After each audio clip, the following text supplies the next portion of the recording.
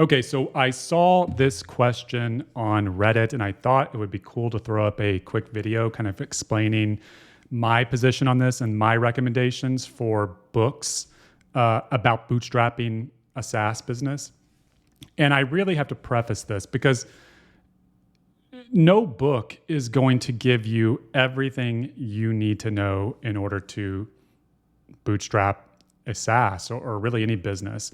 And the reason for that is because everything in those books is all about that person's unique situation that they were in. And your story to learning bootstrapping may be something completely different. You know, what worked for us with Stammer AI may not work with you.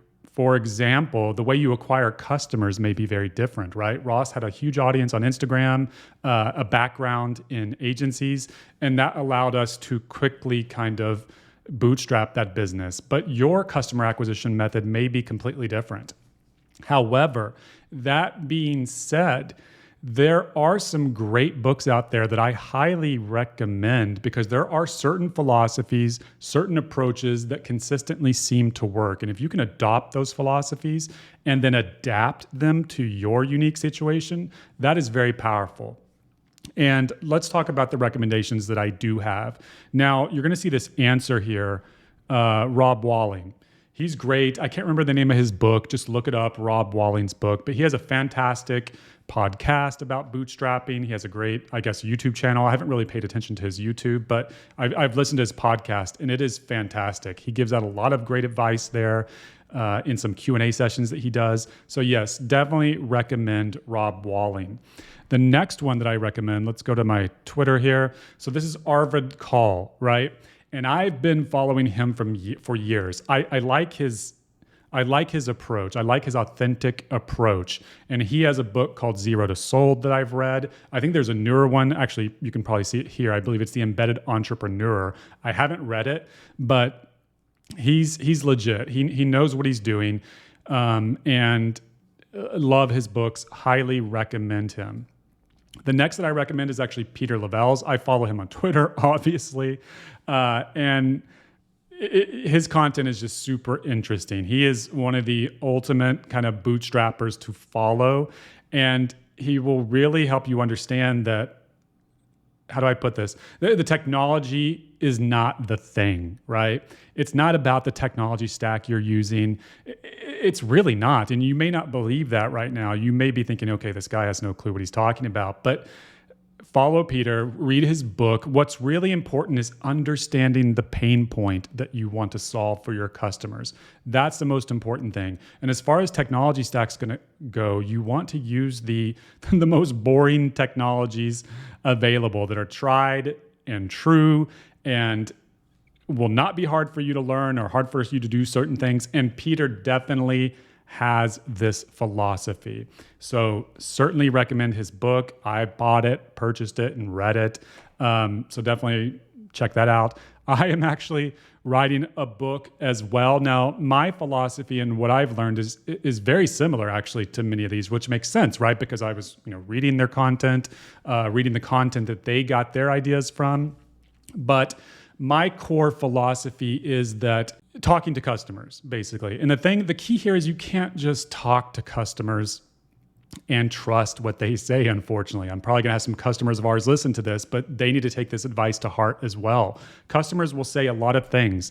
I like to always say that, I've talked to hundreds, maybe thousands of customers at this point, and you know how many times they've told me they didn't like my product?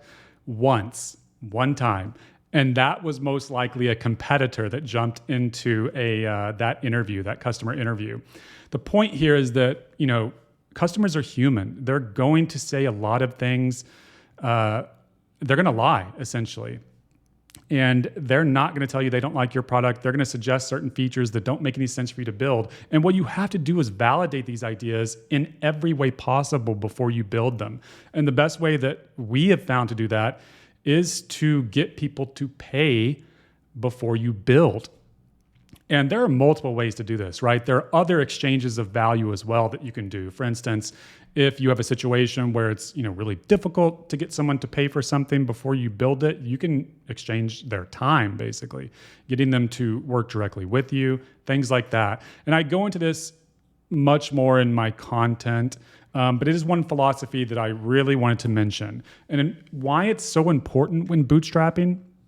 So it's important across the industry, but it's super important when bootstrapping because why? Because your resources are so limited. You are not a VC funded startup who can afford to build a feature that no one will pay for. You can't spend 6 months doing that. So you have to be super sure that the features you're building are things that people will pay for. Now, relatedly, a book that I love, I talk about too much. I should probably be getting kickbacks at this point.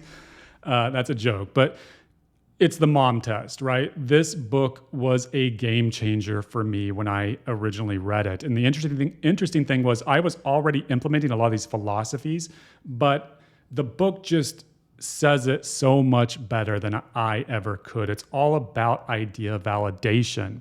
Now, if you're wanting to know what the title is, because the title confuses people, but I think it's a genius piece of marketing to go with this title because it doesn't make sense, right, until you read the book.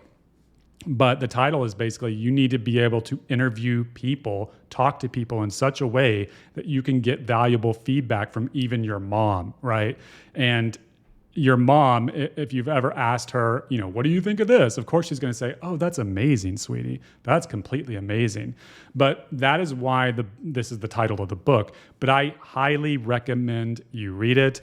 In fact, I would almost say that this may be the one book that, because it's so small and so short, it may be the one book that's worth reading before you start building.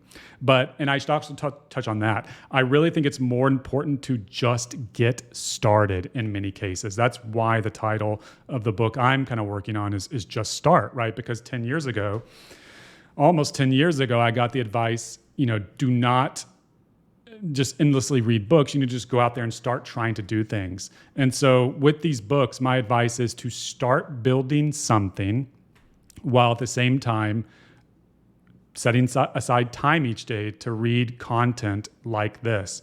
But like I said, the Mom Test is so good and so short that it may be great for you to read it in a day and then go start building.